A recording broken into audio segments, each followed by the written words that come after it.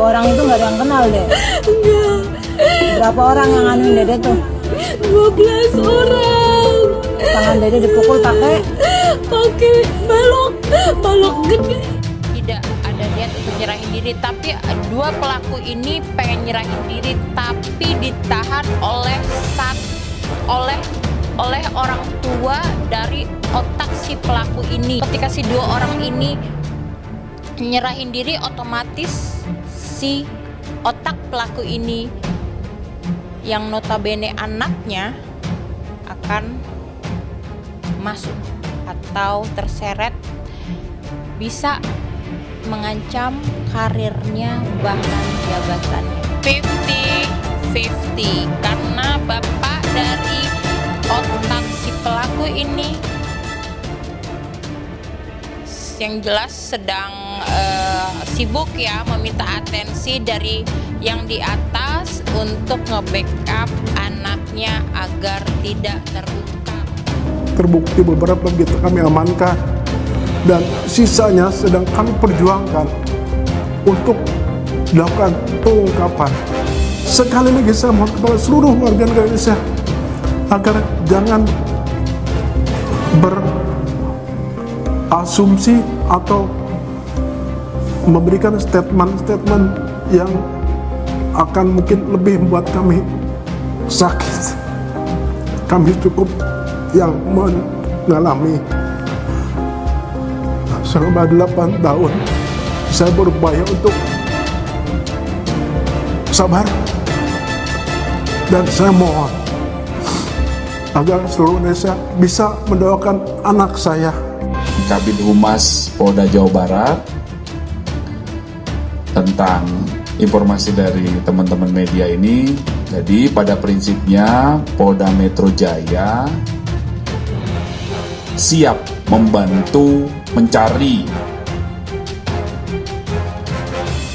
apabila mencari tersangka berdasarkan DPO yang diterima oleh Polda Metro Jaya. Oh, dari Polda lain, dari Polres lain di luar wilayah hukum Polres, di luar wilayah hukum Polda Metro Jaya siap membantu.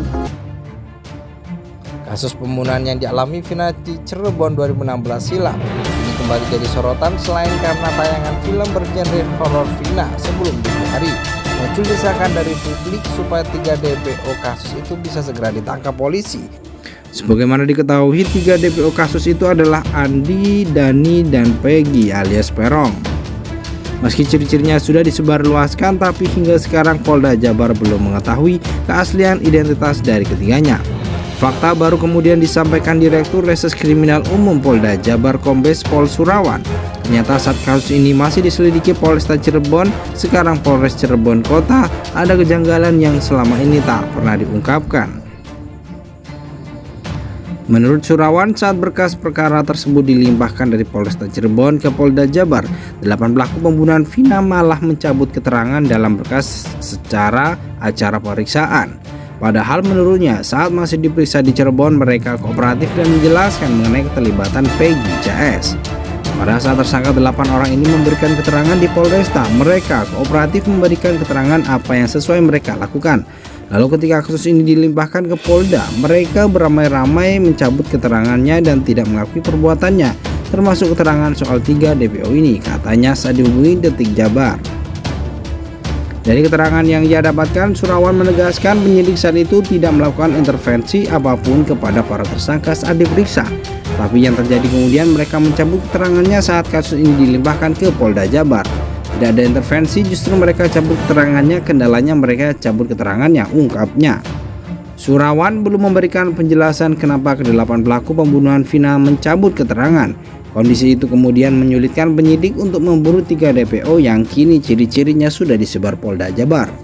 Itu kesulitan kita, jadi saat di Cirebon mereka kooperatif, tapi saat dilimpahkan ke Polda, para tersangka mencabut keterangannya baik terhadap dirinya sendiri maupun ketiga DPO itu, sehingga kita susah menelusuri di situ, pungkasnya. Sekedar diketahui kasus pembunuhan yang menimpa Vina dan kekasihnya Rizky atau Eki itu terjadi pada 27 Agustus 2016 di desa Kepongpongan. Kecamatan Talun, Kabupaten Cirebon. Saat kejadian awal, Vina dan Rizky sempat diduga sebagai korban berupa luka yang ditemukan di tubuh korban akhirnya bisa mengungkap